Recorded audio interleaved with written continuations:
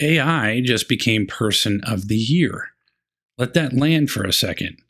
Not Trump, not a pope, not a war leader, not Taylor Swift this time, but the people building artificial intelligence itself. Time magazine just named the architects of AI as their 2025 Person of the Year. And the way they explain it, it sounds less like an award and more like a warning label on the entire decade. Here's the exact language Time uses. They say this was the year when AI's full potential roared into view, and there's no turning back or opting out. Their words, not mine. Whatever the question was, AI became the answer. And if that's true, then the people designing, funding, and deploying these systems are basically shaping the rules of reality while the rest of us are just trying to catch up. Today, I want to walk through what Time actually wrote, who these architects are by name, and what this really means for power, politics, jobs, the economy, and your life. And there's one part of their story almost nobody is talking about. Hidden in the middle of the piece that tells you exactly how fragile this whole AI boom really is. We'll get towards that in the end. So, who are the architects of AI? Who are these people on the cover? Time's main image is a remix of that famous 1930s photo, Lunch Atop a Skyscraper. Instead of steel workers, you've got 8 AI power players sitting on a beam over New York City. On that beam, you've got Mark Zuckerberg from Meta, Lisa Su from AMD, Elon Musk from xAI and Tesla, Jensen Huang from NVIDIA, Sam Altman from OpenAI, Demis Hassabis from Google DeepMind, Dario Amodei from Anthropic, and Fei-Fei Li, the AI pioneer who now runs a startup called World Labs, KCRA. Visually, the message is simple. These are the people building the next skyscraper the world has to live in. Not presidents, not regulators, not voters. Engineers, founders, and big money investors. Time's editor-in-chief, Sam Jacobs, explains why they picked them. He says this year showed there's no opting out of AI anymore. It's everywhere. Schools, workplaces, healthcare, government. He literally describes a world increasingly defined by AI, where these tools can feel like magic one minute and deeply unsettling the next.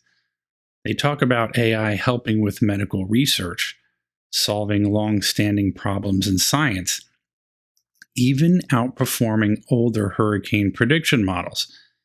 And at the same time, they warn about misinformation, cyber attacks, job losses, and a concentration of power not seen since the Gilded Age. So it's not a fluffy tech hype piece. There's this constant push and pull. Here's what AI can do, and here's what it might break. Let's talk about Jensen Huang for a second, because Time frames him as one of the central figures in this story. He runs NVIDIA, which they describe as the world's most valuable company, and one of the most influential players in AI. Why? Because their chips sit at the bottom of almost everything. Data centers, training runs, all of it. Huang tells Time every industry needs it, every company uses it, and every nation needs to build it. This is the single most impactful technology of our time. Whether you agree with that or not, that's how the architects themselves see this moment. And Time backs it up with numbers. They say usage of ChatGPT alone has jumped to around 10% of the world's population. Think about how fast that is. They describe coding tools like Cursor and Claude Code exploding in adoption to the point where engineers at NVIDIA, Anthropic, AMD, and others now use AI to write huge portions of their own code. At Anthropic, Time reports that Claude writes up to 90% of its own code. At AMD, Lisa Su tells them that 2025 is the year AI became really productive for enterprises. So the architects aren't just building tools for you to use, they're building tools that write the next generation of tools. That's a different level of computing and compounding power. Time also spends a lot of time on the political side of this. They open their Why We Chose Them explainer with a scene from Trump's return to office in January. While all the political elites are at the inauguration, a Chinese AI startup called DeepSeek quietly drops a new model that rattles markets and spooks Silicon Valley. The next day, you've got Sam Altman, Larry Ellison, and Masayoshi Son at the White House pledging up to $500 billion for massive AI data centers in a project they call Stargate. Time also says those 2 days set the tone. Global competition, huge money, and this weird blend of public and private power fusing together around AI. From there, the piece lays out how Trump tears up Biden's more cautious AI rules and replaces them with an accelerationist, quote, AI action plan. They describe $500 billion in data center plans, AI-driven missile defense, special breaks in tariff policy for AI hardware, and big contracts going to companies like OpenAI, xAI, Anthropic, and Google.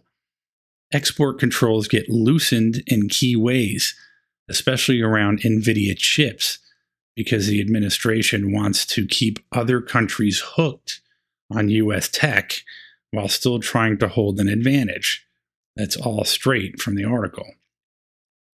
So now you've got the architects of AI not just influencing markets, but plugged directly into the US defense strategy, foreign policy, and trade. And Time also shows you the other side. China building its own AI champions, from Baidu to new startups like AGBot, and pushing AI into 90% of its economy by 2030 under what they call the AI Plus initiative. It's a full-on arms race, but instead of missiles, the core weapon is computing power and models. So let me pause here and ask you this. If the people sitting on that Time cover beam are the ones effectively steering this race, who actually gets to slow it down? Who can say no, or wait, or this is enough? Because what Time describes is a world where both Washington and Beijing are now so committed to this path that pulling back would feel like economic suicide. And that's where the article gets dark. It doesn't say in the realm of, wow, look at these cool innovations. There are very human stories baked into it. Time highlights a lawsuit from parents who say their teenage son formed a deep bond with a chatbot, spiraled, and died by suicide.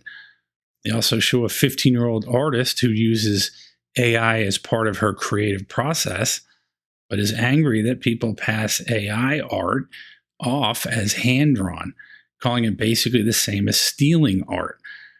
They show an older man relying on AI companions just so he doesn't feel completely alone. These aren't edge cases. This is what it looks like when technology that powerful collides with real, fragile human lives. At the same time, Time describes huge environmental and economic risks. They report data centers could eat up around 8% of U.S. power demand by 2030, double where it was a few years ago. Hyperscalers like Amazon, Microsoft, Google, and Meta are planned to spend hundreds of billions of dollars just this year on AI infrastructure. One metadata center project alone is set to use more power than Lower Manhattan. They point out that if not for this AI construction boom, some economists think the US might already be in a recession. So you've got this eerie dynamic. AI is propping up the economy, but it might also be laying the groundwork for a serious crash. Time quotes analysts warning this all has the classic markers of a bubble: overhyped tech, loose credit, crazy real estate projects, and politicians cheering it on. They give the example of NVIDIA announcing a $100 billion investment in OpenAI, OpenAI then announcing a $300 billion deal with Oracle for data centers, and Oracle filling those data centers with NVIDIA chips.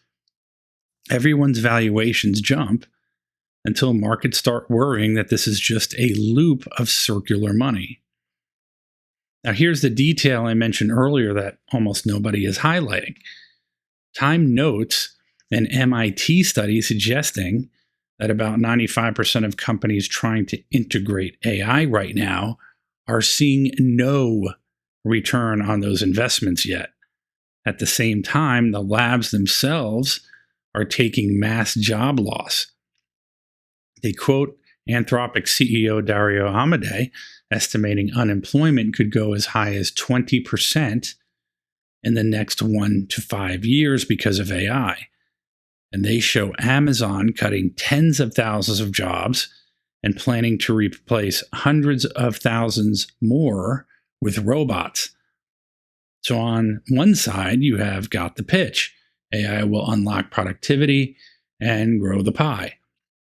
On the other side, you've got the math Time lays out: debt, power usage, bubble risk, no ROI yet for most companies, and real looming job displacement.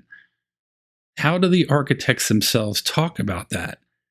Jensen Huang admits some jobs will disappear, but insists that overall AI will drive productivity, revenue, and eventually more hiring. He even says if you don't use AI, you're going to lose your job to somebody who does. That's the actual quote in the piece. And that hits me because that's exactly how these systems spread. It's not always we want AI because we love it. A lot of the time, it's we feel forced to use AI so we don't get left behind. Time also zooms out and compares this moment to the past Person of the Year picks. They remind us that they've sometimes chosen non-humans before. The personal computer in 1982, Endangered Earth in 1988. Those were moments when a force, not a single person, was driving history. And they're clearly saying AI belongs in that category now. According to their own tradition, the Person of the Year is whoever had the biggest impact, for better or for worse. That's the key phrase: better or worse. Not nicest, not most immoral, most influential. So when they pick the architects of AI, they're really telling you nobody shaped this year more than these people. Not your senator, not your governor, nor whoever is trending on social media today. It's the AI builders. So what do we do with that? That's the question I want you to think about. Time ends their explainer by saying that, yes, these models are trained on our data, on our work, on our behavior. They argue that humanity will determine AI's path forward, and that each of us still has a role. That sounds optimistic, but in the very same breath, their reporting shows the incredible concentration of decision-making in a tiny group of leaders, investors, and politicians who have already decided we're going full speed into this. So here's where I land with all of this. I don't think Time is wrong to pick them. If anything, this is one of the few honest and accurate choices they've made in years. But I also think this cover should make you pause, because what they're really putting on that beam over New York is not just 8 people. It's an entire bet. A bet that this AI boom doesn't blow up the economy. A bet that we can handle mass job transitions. A bet that lonely people using chatbots or kids getting attached to these systems don't turn into a bigger mental health crisis. A bet that governments don't become so dependent on AI that they can't govern without it. If the bet goes well, these architects will be remembered like the early computer pioneers. Controversial, but ultimately credited with building a new era.